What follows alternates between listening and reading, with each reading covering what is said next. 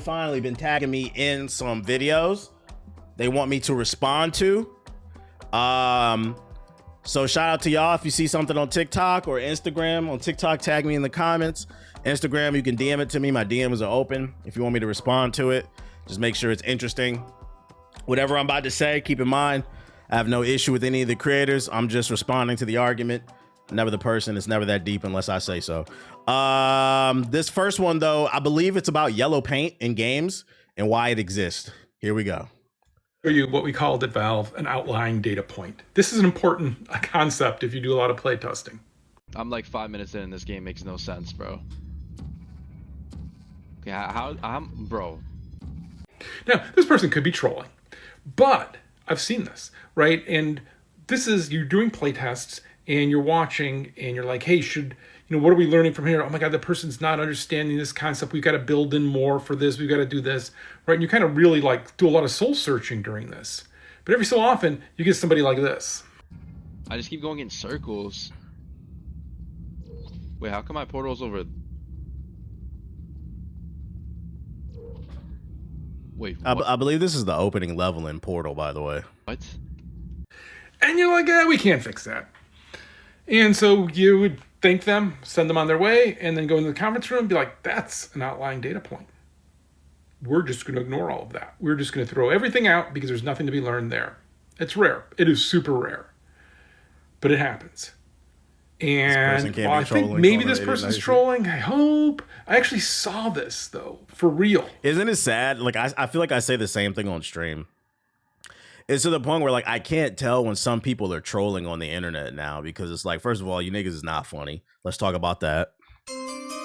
Second, we know for a fact, because studies have revealed that this generation is the first generation that is stupider than the previous one and physically weaker. So it's hard to tell whether or not somebody's just joking and like fucking with you or they're legitimately fucking stupid. That's why sometimes I have to stop and ask, like, are you joking in the chat? Because like I can't tell sometimes because the joke don't hit. Which makes me think maybe they're not. So here. Wait, no, I'm an idiot. This is the same portal. Wait. Oh, I think I'm starting to understand how this game works.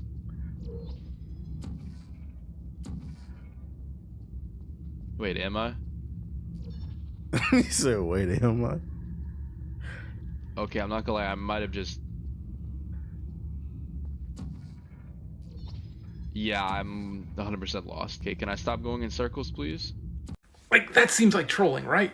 Except, we once had somebody who had just gotten hired at Valve, and this is when the Portal team was really... Oh, so he's a dev on the game. Just started, maybe the 5th playtest. I sat through all those early playtests because it was a great learning experience of how to do playtests and learn from Robin. And we watched this new hire play, and they could not learn anything. Just nothing stuck in that brain. And it was with horror that I remember Robin just stopped it. There's the only time ever. Normally we don't say anything. We just sit there, and it's sometimes painful. But this time he's just like, hey, thank you. Yeah, there's some bugs. We'll fix that. And then he went and got a senior developer to come in and play test so they could have a good experience showing that the stuff does work. And I'll tell you, Portal works. The testing in Portal works, which makes me think this is a troll. Except that time, that person didn't last long at Valve either. Like, clearly they just weren't a fit. I don't know how they got hired. But then they didn't get fired because of the playtest. I want to be really clear there. But man...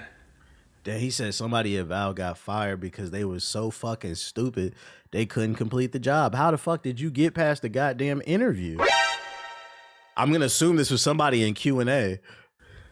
Like, it was crazy watching them and that's what this reminds me of. So it happens. So remember that. It's okay sometimes when you get a play test just to be like, now you don't get 3 outlying data points. An outlying data point is super. You know the funny thing too is there's a game coming out soon. I'm not gonna tell you what because I can't talk about it. But I feel like there's a game coming out. It's gonna, like, this type of shit, you're gonna see a lot of it on people's streams. Super rare. I think 1 on each project is kind of how we go. The guy for Left 4 Dead who after the playtest said, okay, I understand these are zombies, but they're sick. What can I do to help them? So long story short, the reason I wanted to show this video is this dude was struggling to get through the tutorial area And I think that video, because I don't think they were trolling. I think that video is a great representation of why it's hard to have a conversation about anything. Because the problem with debating people is it assumes that you're on the same playing field, right? So a lot, and that's just not the case, because a lot of times people are arguing from their emotions. That's why PS4 niggas get really mad when I talk about you need to stop begging for PS4 for ports, basically, on the PS4. They can't comprehend why that 15-year-old console is a problem in the space of technology. And this is why yellow paint in video games exists. It's become a joke recently, but this is why it exists in action adventure games where there's yellow paint on the wall and it tells you where you need to go. Because long gone are the days where people want to sit and critically think about what they need to do in the game. So instead, the game kind of has to tell you. Me personally, I hate when platformers have that yellow paint. I want to figure it out myself and use that's the fun of the fucking game. But we've reached a point where like critical thinking is not fun for a large portion of the population. And game developers have to think, well, what's more important, being right or just getting the sale for the game? Because they are, even though they're making art, they are in the business of making art. Meaning they got to make their money back because these games are expensive to make. So sometimes developers feel like they have to, when they do these Q&A tests, they have to make sacrifices in terms of how they want to design their games, because they can't assume that you or I are the brightest bulb. And he's saying it. He remembers working on Portal and seeing this firsthand. He's like, that's why he's like, I think he's trolling. I'm not sure, but he's seen it firsthand.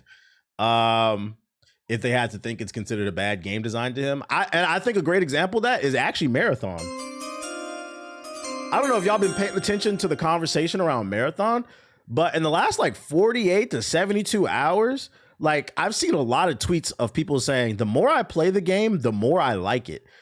And it's because the game has depth to it. Like it's somewhere between Escape from Tarkov and Arc Raiders.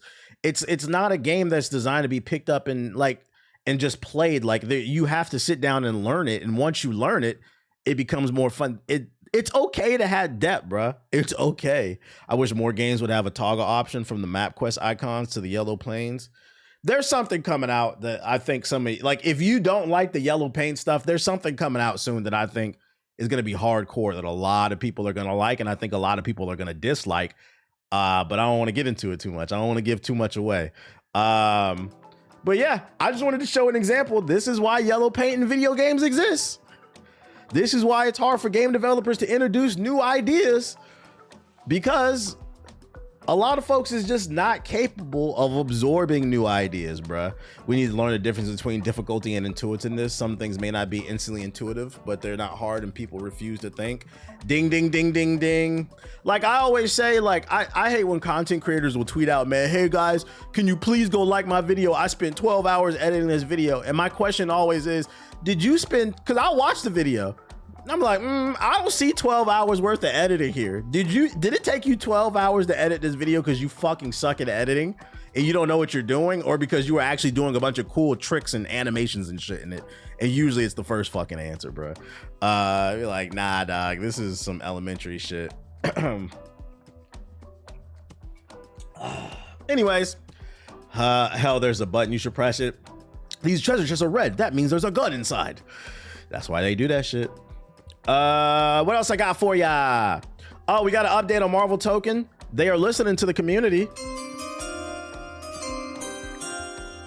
According to the official count, Token Fighters, our team continues to work on improving the gameplay experience thanks to your feedback. Here's a glimpse of all the changes that are already in place. While development is still underway, we have a list of currently implemented changes to share with you before Arc World Tour. Let's check out what changes they made from the alpha. They are trying to win your dollar. Assign dedicated buttons for tag and assist. That wasn't in the beta? Who played the beta? How the fuck did you tag people in if there wasn't a dedicated button? Supporting. So it's gonna be easier to do combos. Cancel attack to trigger non-rush assist. I don't know what the fuck that means because I didn't play it. I'm on it. Is this good? The people who played it, is this good? I've got this. Reduced assist, hit stop, and consecutive assists. Feints, they made it easier. It is good? Okay. Got this. I'm on it. There. You got it. Aerial assist conditions change so that they make it easier or harder. On it. Receive my assistance. Here I go. Call ground assist while airborne. That's useful. I'm here. Unit failing. Super skill no longer calls wall break. That's good. I would imagine that was fucking annoying if, like, every time you got hit with a super, they also get the bonus damage off the wall break. Go, tornado. Now. Full knockdown state post wall break. What does that mean? Full knockdown state. Does that mean like invincibility frames getting up?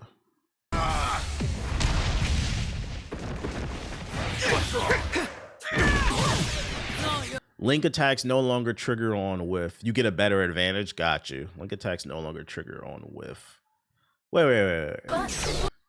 So there was an issue where if you whiffed an attack, it would trigger another attack? That sounds awful. I'm glad they fixed that. Here I go. Reduced aerial combo limit consumption so that you can do your little special moves a little bit more, I guess.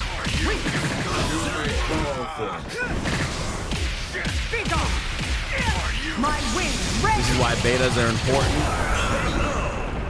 That's why betas are important. Good start. Let's keep this up. Day one cop, day one cop. Yes. So there you have it. Those are some of the changes they made, and they also said they're looking to make more changes. They're continuing to hear the feedback. W devs.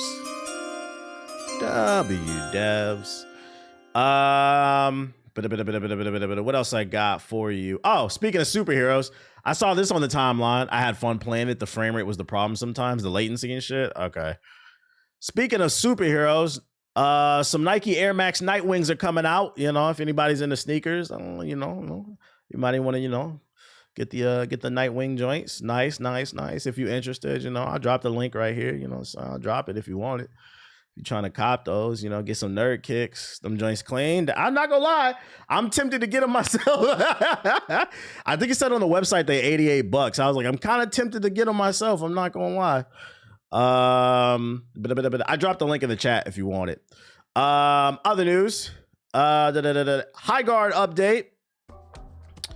Ex-High Guard developer says that the shooter leaned too far into the competitive scene, and that turned a lot of players off. I don't agree, but let's go ahead and finish this. Let's hear what he has to say.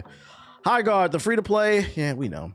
According to a former Wildlight developer and level designer, Alex Grainer, who told Quad Damage Podcast that developers don't strive to create something that doesn't work out. Obviously, nobody wants to make bullshit throughout development. Wildlight really leaned into the competitive side of it, and that was always one of the biggest fears as a player. I can only speak to my side of it as a level designer, but when I joined Wildlight, it was trying to figure out this new ambitious game, and this team is always punishing the boundaries, Grainer said, as transcribed by Eurogamer. You don't strive to create something that doesn't work out, but it happens. Unfortunately, through development, we really leaned into the competitive side of it, and that was always one of the biggest fears as a player. I don't agree with that. I think one of the biggest issues they had off rip was the art design looked like a generic live service game. Even the UI.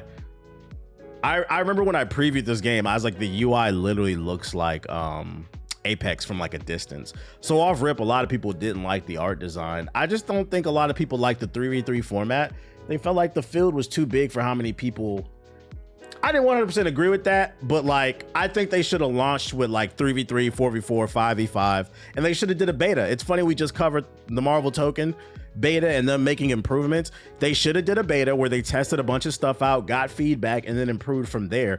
I don't think the issue was the game was trying to be competitive, because when the game was fun, it was fun. It was just, they had a lot of ideas that they didn't execute on properly, and they should have gotten feedback before saying, this is what we are. Because a lot of people ended up liking that 5v5 mode. And I think if they would have launched with that and didn't have server issues day one, the game would have been received much better. I don't think High Guard would have ever been the next big live service game, but I think the best case scenario for High Guard, if they didn't stumble out the gate, is they would have averaged like 10 to like 50,000 players a night. really probably like 10 to 30,000. That would have been a good space for them to be in, but I don't think it had anything to do with being competitive. They just poorly executed on the gameplay. It would have been better if they dropped the beta the night of the Game Awards. Ding, ding, ding, ding, ding. Did you ever pull the trigger on the Super Box? Nah, I didn't. Weren't these gaming companies looking at what's going on and being like, we shouldn't do that? Well, to be fair to the game devs, and this is the problem with live service games, when you're chasing these trends, like this game started development 2-3 years ago, so this might have been the trend 2-3 years ago, but by the time it comes out, it's no longer popular. Like I'm gonna tell you right now, there is some indie studio or some AAA studio making an extraction shooter right now. It's in pre-production. All they got is art and some general concepts and maybe like some names, and that shit will not come out for 2-3 years from now. And we might not, I'm gonna be honest, a lot of people already ain't interested in extraction shooters, but 2-3 years from now, they really might not be interested in it. The issue is development takes time and you might miss the window. And that's why it's important, I think, for game developers more than ever to just make whatever the fuck you want. Make something fun, make something cool, and advertise it correctly and the people will come. I think that besides the execution on certain things when it comes to the gameplay, I think what Wildlight is guilty of is chasing the trend of live service games. They should have made whatever the fuck they wanted to make, versus trying to, wiggle in and scoot in on this space because it's already crowded. When MOBAs were coming late to the game in like 2015, I was already tired. Yeah, there was a point where there was like a new MOBA coming out like every month, and you remember Strife? SRIFE? I was like, oh my God, the DC one? I was like, I can't play all these games, guys. What are we doing here? Traditionally in business, there's usually only space for like 2 to 3 main competitors. That's why you have Costco, Sam's Club. You got Walmart, Target. You got Best Buy, Micro Center. So like usually there's never more than like in gaming, PlayStation, Xbox, Nintendo, and then Valve. That's kind of a more of an exception, like having 4, but there's usually 2 to 3 main players. It's usually not enough space. Big Kirkland.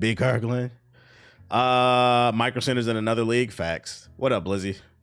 And PC news, speaking of Micro Center, if you're interested in making a entry-level PC, got some bad news for you. The entry-level PC will disappear by 2028 due to ongoing RAM crisis, some firms predict. The continued concern over RAM availability and its impact on component prices has led one research firm to predict that the entry-level PC market will disappear in as little as 2 years. Gartner has suggested in its latest report that the ongoing RAM shortage due to AI data center demands is going to have a big impact on consumer electronics, with the firm predicting a 17% increase in PC prices and a 13% increase in smartphone prices compared to 2025. Given the low margins on many entry-level offerings, the firm predicts that by 2028, the sub $500 PC will no longer exist, which makes me wonder, will this also apply to consoles? The benefit of consoles is, you don't get all the extra bells and whistles of a traditional PC. Instead, it's just a PC specifically made for gaming, so they can cut corners in certain areas. But if you can't make an entry-level PC anymore, that means you might not be able to make an entry-level console, something like the Switch 2. And instead, we're probably going to have to start at whatever's the next PS5 Pro, the PS6 Pro type shit, bro. The surge in RAM pricing is predicted to increase further, peaking at 130% by the end of 2026. This will ultimately lead consumers holding on to aging PCs for longer. What I say on the podcast, youtube.com/GI updates, new podcasts out. Take care of your electronics. Open them up and clean them at least once a month. Bare minimum, at least once every 3 months. This shit's about to get rough. If you got a PS5, lay it down. Stop. I know it looks cool, but it's gonna ooze and shit. Ivan Ooze, take care of your shit, bruh. I'm actually curious to how Apple will adapt to this. Nigga, you know how they gonna adapt to this. They're rumored their next iPhone is supposed to be that fold. That shit gonna be $2,000 off rip. Apple already mark up shit. You know how they gonna adapt. They'll be okay. and the drone's gonna be lining up. And you know the worst part, if you don't understand why, I don't think, did I bring it up? Let me see. Did I bring it up in the, there we go. I think I brought it up on the podcast, but in case you didn't see it, I don't think it's gonna get better anytime soon, this whole RAM shortage. Nvidia reports a truly astonishing $193 billion in annual data revenue in its latest earnings call, up 75% year over year, while little old gaming brought in $16 billion. Now, logically speaking, if you are a business owner, which way are you going to go? Very rarely will you ever hear me say this on stream, but I hope that the experts are correct and this AI shit is a bubble that's about to burst. I'm wishing for their downfall. Because it's not like going from 16 to 18 billion, you know, like some slight growth shit. This is crazy growth. They're just printing money over there. So they're like, yeah, we finna eat up all the RAM. All just so somebody can generate a cat in a MAGA hat on fucking Facebook, man. Look at this. Isn't it so cool? No, it's not. No, it's fucking not, bro. You're ruining all of our lives. But pray AMD says the future of PC gaming. Somebody please take the hit. Tight shit, bro. What else I got for ya? Oh, Pokemon Wind and Waves may have a totally new monster type, a leak says. We got some Pokemon news. The drones in Iran use a lot of RAM as well. Yeah, currently we are at war, an illegal war, and they need tech. So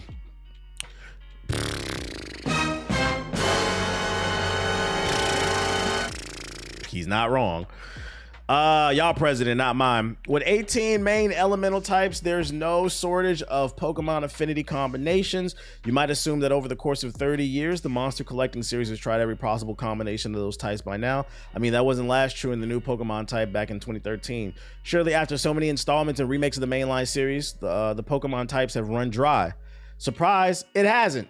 There are actually 10 type combinations that were never seen in Pokemon games before. Some of the absences make sense. Combos like normal, ice, whatever, bro. What's the rumor, though? But there are 5 mashups that are reasonably up for grabs in Pokemon Winds and Waves. Ice and Poison, Ground Fairy, Bug Dragon, Rock Ghost, Fire and Fairy. I know some of these inclusions don't sound right. I could have sworn I've seen Rock and Ghost type before. That don't even sound right. What the fuck is a Rock Ghost, nigga? This is why I can't get into Pokemon no more. What the fuck is going on? Ooh, a Rock Ghost. There's a Haunted Flying Coffin, for crying out loud. So how likely is we'll see any of these new type of combinations? Starter-wise, we've got the Fiery Pombon as a potential candidate for the fabled Fire Fairy combo. Based wholly on the start of its evolutionary line, I'm skeptical that Pombon will eventually give us this rare monster type. Little about Palm Bombs, this is speculation. I thought this was fucking actual real room. This nigga's yapping, dude. This is irrelevant, bro. What a big bro. Big bro Kozo might be a yokai, grass type. I can't get into it, man. They just coming up with bullshit, bro. Rent this dude. AI slop article. Yeah, we're out of there, bro. Marathon Server Slam weekend feedback recap. Let's see. Only a few hours left to try out the Marathon Server Slam goes. Yeah, we don't care. First off, we want to thank you. Yeah, your feedback. Secondly, regarding all we've noted, here are a few points we've been keeping close eye during our time. So here's the feedback they're taking into consideration. Additional queue options. Currently, you have the ability to run solo, or you can queue in with a duo or a full trio, but we have heard the feedback about duo dedicated lobbies. This has been logged and shared with the community. I have seen a lot of people say they want to have a duos mode. Are listening. Unbinding keys altogether. For players, especially on console, there's been a steady feedback stream about the desire not to just rebind a key, but to clear the key binding altogether. We've passed this along as well. Some quality of life changes. Items we're still tracking. PvP feedback. The TTK is a hot topic. Some of you want longer duels and more runner contact. Others are vibing with the current pace. We're reviewing runner density on non-beginner maps and keeping a close eye on perimeter and dire marsh feel and all in all. Med and ammo economy. We hear you that meds are soaking a lot of your early loadout budget, and the back-to-back fights can chew through your meds and ammo reserves pretty quickly. I felt like I was running out of ammo pretty quickly. We've seen some folks, because there's AI everywhere on the map, folks for and against the depleted items as well, along with how rewarding drop-offs of AI are. If you ran dry mid-fight or a critical spot in your run, tell us all about it. So they still don't know 100% with the loot drops. Yeah, you got to go in with ammo. But what happens when you broke, though? UI feedback, keep it coming. We do plan to continue iterating post-launch and want to make sure that you're able to easily navigate, read what's happening mid-fight, manage your equipment effectively, and see your pings without any noise around them. We've got a big thread out on the Marathon official Discord where you can drop your thoughts. Translation, they heard the feedback on the UI. Just don't tell them the shit is trash. Actually articulate what you don't like about the UI if you want to see some changes. Nah, I haven't heard the new Baby Keem. I keep forgetting he dropped an album because I'm not gonna lie, I'm not a Baby Keem fan. He's not on my playlist. PC performance, we're digging into reports of high CPU use, low GPU use, FPS ceilings in the 80 to 100 range. Oh no. And frame hitches when fights get sweaty. If you're seeing this in your CPU and GPU specs, I didn't have those issues, but you know, somebody did. Movement and heat generation. Lots of chatter around slide fill, momentum, and heat alike. The common asks are for smoother slide transitions, letting downhill speed carry, and lowering heat on core movement or for cleaner chases and disengages. I feel that. I feel like you had to manage your stamina a little bit too much. I feel that. They should up that. But his new album might be a classic. Is that true, chat? Is the new album a classic? Y'all niggas call everything a classic.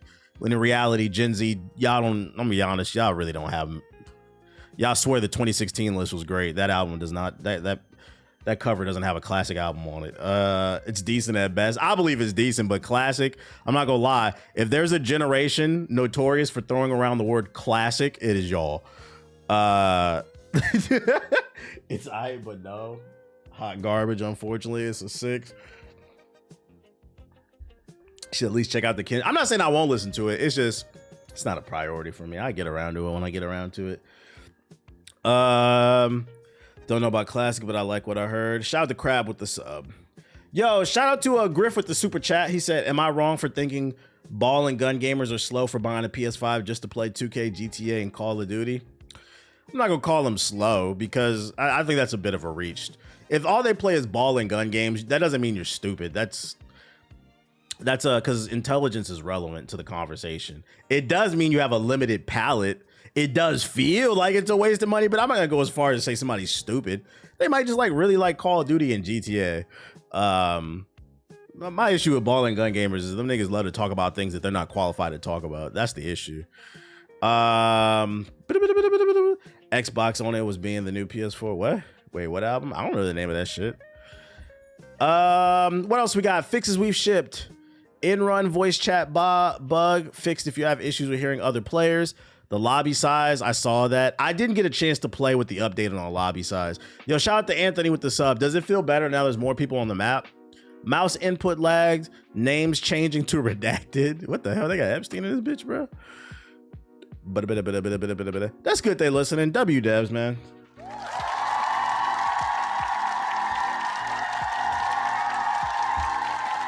Updated lobby size still felt hollow. Did you ever get out of the beginner area?